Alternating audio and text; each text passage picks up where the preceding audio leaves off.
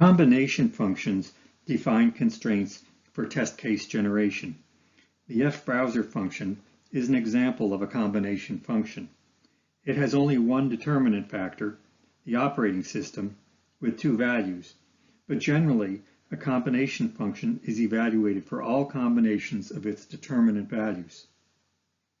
The generator calls the functions for all combinations of arguments and uses the resulting values to construct blocks with fixed values to generate the test cases.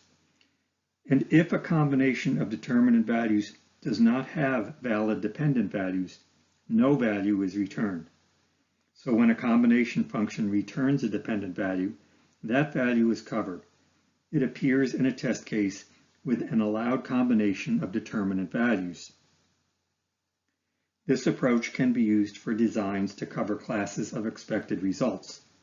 Equivalence class factors are determined by input factors. These inputs identify the equivalence class factors using corresponding functions. Substitution functions are a second type of embedded functions. They are evaluated for each test case after test case generation is complete. Each substitution function returns one value for a factor in its test case. For example, it can assign a random value or a unique value to a factor.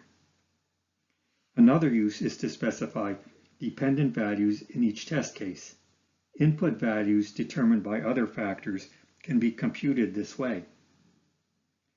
The equivalence class combination functions above can be defined as substitution functions instead. As substitution functions, they identify the classes of expected outputs for each test case, but they do not constrain the test case generation. We'll use both roles for equivalence class functions in the next example.